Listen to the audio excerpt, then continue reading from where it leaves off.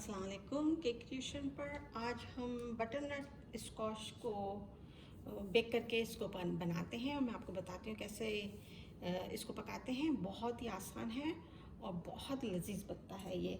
इसके लिए सबसे पहले हमको क्या करना है कि आप फोर्क लें, फोर्क से इसको इसमें इस तरह से पोक करना है हमको थोड़ा सा, इसलिए कि इसको हम माइक्रोवेव में बेक करेंगे तो इसकी एयर यहाँ से निकल जाए तो ये फटे नहीं।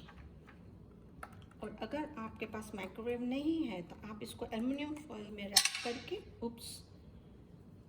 एल्युमिनियम फॉइल में इसको रैप करके आप इसको ओवन में भी डाल सकते हैं और डायरेक्ट फायर पे भी रख सकते हैं।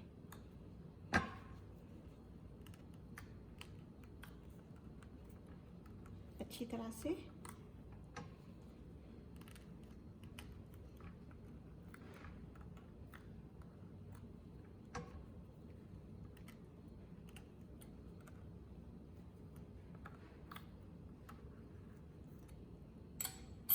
ये देखिए अच्छी तरह से हो गया। अब मैं इसको बेक करने के लिए माइक्रोवेव में डाल देती हूँ।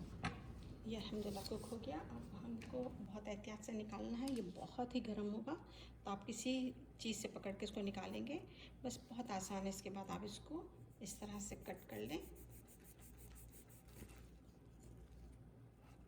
भी गर्म है ये,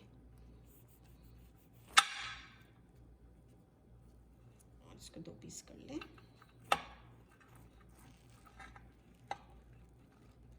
फिर हम इसके छोटे छोटे पीसेस करेंगे और ये गूदा निकाल देंगे स्पून से।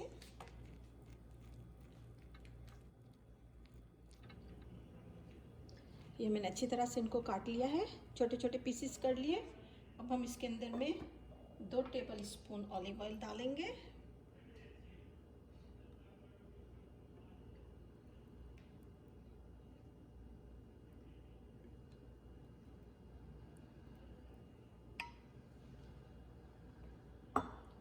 सॉल्ट 1 टीस्पून है। ब्लैक पेपर भी 1 टीस्पून है।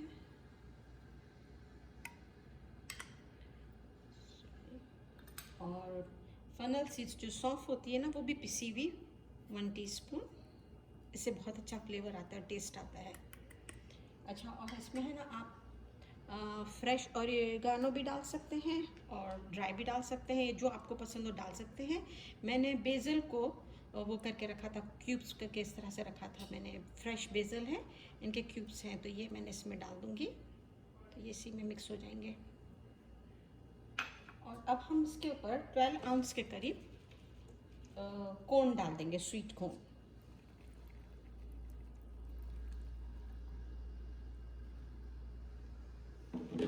इनको सबको अच्छी तरह से टोस्ट कर लेंगे,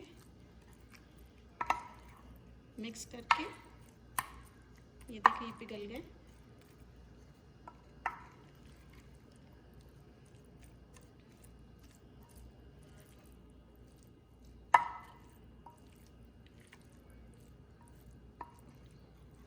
फिर इसको हम बेक करेंगे। प्रीहीट के लिए ओवन रख दिया है मैंने 350 पे, तकरीबन ½ एन आवर। ठीक है, मैं इसको टोस्ट करने के लिए डालती हूँ, सॉरी बेक करने के लिए डालती हूँ।